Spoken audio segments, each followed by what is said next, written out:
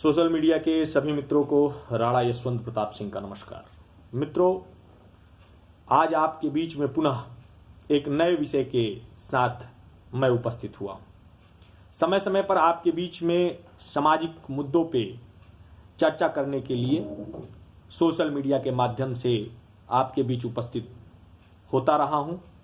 सामाजिक रूप से समाज में आंदोलन करके समाज के कुरीतियों के खिलाफ, सामाजिक जागरूकता को लेकर और सामाजिक चर्चा को लेकर फिजिकल रूप से भी मैं समाज में निरंतर बना रहता हूं। आज से कुछ दिन पहले एक कवित्री ने सोशल मीडिया के माध्यम से एक गीत गाया था जो इलाहाबाद विश्वविद्यालय की गौरवशाली छात्र संघ और उसकी परंपराओं पर कटाक्ष करने का प्रयास किया था। मैं ये पहली कोई व्यक्ति नहीं है जिन्होंने ऐसा किया है। पहले मैं जरा चर्चा कर लेना चाहता हूं, वर्तमान परिस्थितियां राजनीति के लिए कैसी हो गई हैं।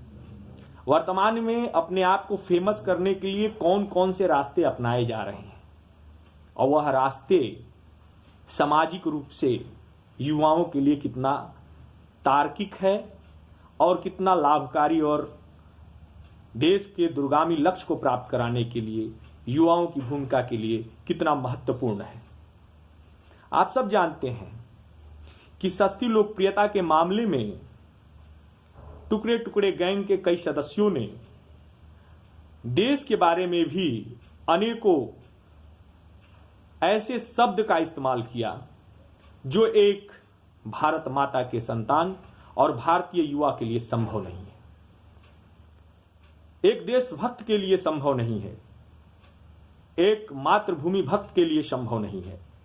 जिस प्रकार से सस्ती लोकप्रियता का यह दौर चल रहा है, खुद की परंपरा को गाली देकर, खुद के भारत के इतिहास को नीचा दिखाकर, खुद को नकारात्मक रूप से प्रस्तुत कर कर समाज में फेमस करने की जो ये राजनीति चल रही है, उस परंपरा को बढ़ाने में ये जो तथाकथित रूप से गायिका हैं, उसी परंपरा को, उसी वामपंथी विचारधारा को और उसी खेमे से निकलकर आज अपना नया रूप प्रस्तुत की हैं।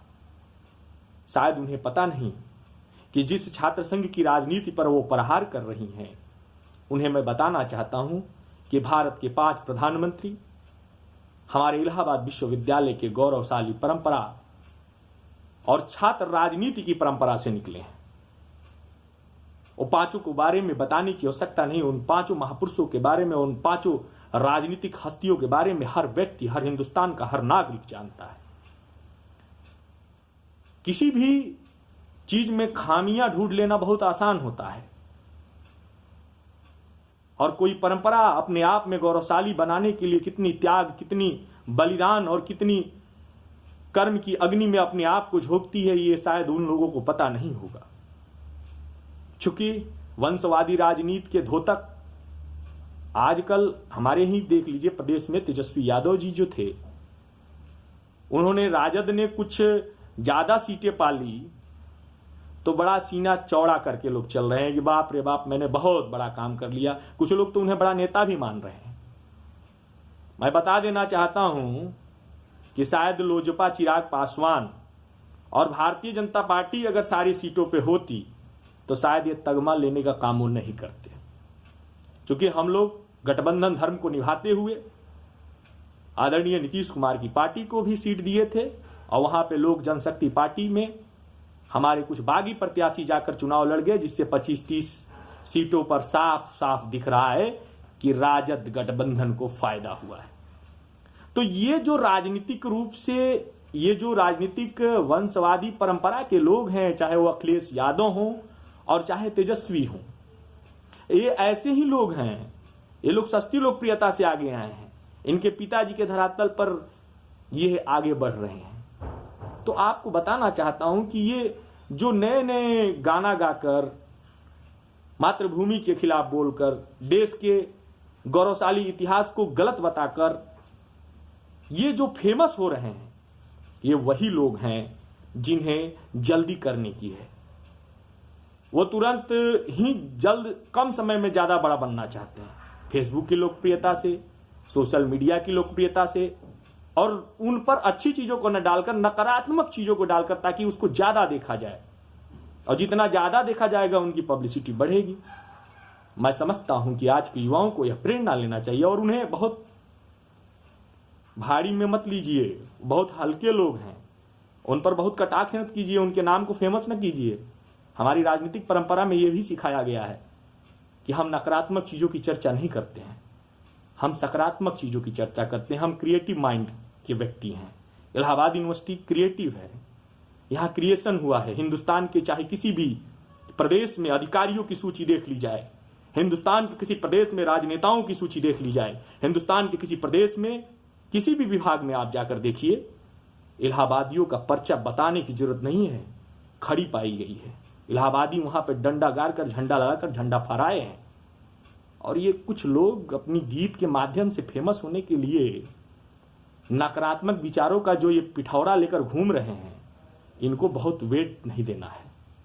बहुत हल्के लोग हैं, और ये सोशल मीडिया के माध्यम से या मीडिया चैनलों के माध्यम से फेमस तो हो जाएंगे। आज बिहार में काबा, बता दी जनता काबा, फ्लॉप कर गया वो कविता।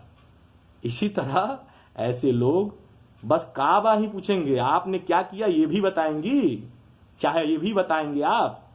टुकड़े टुकड़े गैंग के सदस्य ये नहीं बताएंगे कि उन्होंने देश के लिए क्या किया। ये बस देश में जन्म लिए हैं क्वेश्चन करने के लिए। मोदी जी से क्वेश्चन करेंगे, योगी जी से क्वेश्चन करेंगे, नीतीश कुमार जी से क्वेश्चन करेंगे, भारतीय जनता पार्टी से क्वेश्चन करेंगे, और देशभक्तों से क्वेश्चन करेंगे, सैनिकों से क्वेश्चन करेंगे। इनका जन्म ही क्वेश्चन मार्क है।